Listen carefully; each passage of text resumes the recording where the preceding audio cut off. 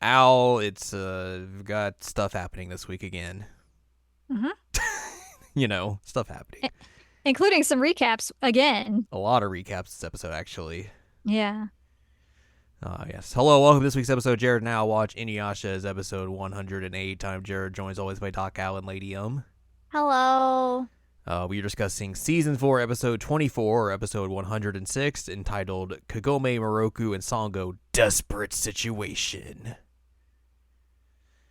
Miroku just keeps getting left out of this situation. Yeah, he sure does. He's also in a desperate situation, so is Kirara. hmm But I mean, I guess forget them because they didn't get poisoned. Poison. I love how our brains either go to that song or to Korone saying poison. Guys. Wookie is dead. Poison. Poison dead. There are no in-betweens. It's one or the other. Inside you there are two wolves. The two poison wolves. The two poison wolves. Uh, You're right. You're right. You're right. When you're right, you're right. we get like a full 2.5 minute recap, or just I guess recap of the ending of last week's episode. So in case you forgot that all happened. Yeah. And then Inuyasha rushes to the shrine where Kagome and the others are, Yeah, where the he temple. where he meets Rinkotsu, but Rinkotsu decides not to tell him he's Rinkotsu. He's like, "I'm just a monk. Just a monk, I'm just just a monk burying my here. people. Hey, what happened? What did the Band of Seven get reincarnated? What's this Naraku guy like?" Nothing suspicious about me. Yeah, Inuyasha none the wiser. I mean, he's not the smartest of Yeah. boys. Yoga almost gets caught up in Genkotsu coming back after being buried in the ground. hmm He's like yelling at this bird, like it's this bird's fault. Like, man, that bird didn't do anything. That bird's trying Mm-hmm. to help you. Calm down. Yeah. We see Koga. Koga's running around, and he runs into Jakotsu, and Jakotsu's like, the fur's pretty nice and everything, but you're just not doing it for me. You're not doing it for me. Like that Koga's like, outfit. Come on. Koga's like, huh? Huh? What? So Koga and Jakotsu fight for a tiny little bit. And then Koga's like, I gotta go because you told me the Kagome's in danger, and See ya. I gotta go help her on that. That's not really my jam to have her in danger. Yeah. Inuyasha runs out of the temple shrine, Doohickey, hmm and Ginkotsu comes back to attack because just shooting artillery at the temple shrine.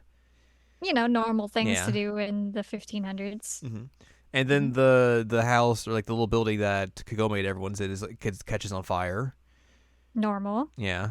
Yoga runs in and wakes up Shippo by just sucking his blood, and then Shippo tries to get everyone awake and get him out of there. Kirara wakes up, and they try to work together to get everyone out, but Shippo inadvertently fans the flames with his giant spinning toy. And also, they're just little They're guys. just little guys. They're doing their best. Also, they had to remind us that Kirara took a little bump to the head last Mm-hmm. week because I Uh, forgot. and also Rinkotsu steals the two jewel shards that Kagome has. Wow. Um, so yeah, that building's burning, and then Genkotsu shows up, and Inuyasha's got to fight him, and Inuyasha is able to do so while also Rinkotsu reveals their true identity and everything. hmm But Inuyasha breaks free of all these strings and everything, and smashes up Genkotsu with the wind scar again before running off to the building to try and get Kagome and everyone out of there. The bees come and take Genkotsu's like torso away. We thought they were coming after the shards because the shards were mentioned. No, they're just taking his Mm-hmm. torso. They're like, "This is ours. Thank you. Goodbye." Yeah, Rinkotsu's like, I got these jewel shards. Also, I learned Naraku is very untrustworthy. Good day work for me.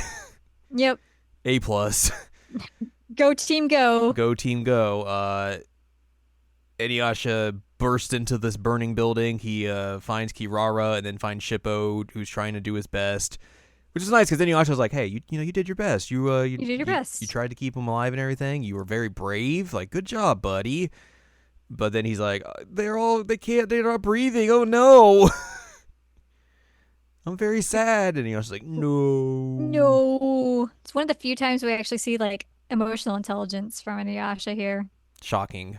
Shocking. It never happens. And he's like, "Oh, you did a good job, kid. Proud of you." And the kid's like, Attaboy, sport. "Ah, boy." Um, and then of course, yeah, they're not breeding. That's our big cliffhanger for this week. Mm-hmm. Dun, dun, dun.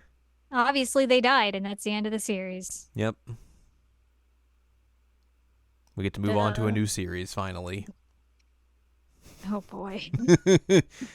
But that's going to do it for us this week. No notes or trivia again. Next week, we will be discussing episode 107 entitled Inuyasha Shows His Tears for the First Time, or his tears. One or the other. It's tears. I don't know. It could be either or. It's definitely tears. He's just going to start tearing things up. Ah! Ah. So, yeah, we'll I discuss mean, that. to be fair, he does have that ability. He does have that ability for sure. We'll discuss that next week, but for now, if you'd like more from us, head on over to seasonalamecheckup.com or sac.cool, so where you can find past episodes of this podcast and other podcasts like Season Lamb Checkup OVA. You can also find columns and reviews on the site as well. If you'd like more from Ann Ladium, go to annladium.com. She's got columns and reviews. You can follow us on Twitter and TikTok at Anime Checkup. You can follow us on Blue Sky at seasonalamecheckup.com. And you can buy our books, One Shiny Moment, A Critical Analysis of Love, Life, Sunshine, Hot Tubs, and Pac-Man on Amazon.com.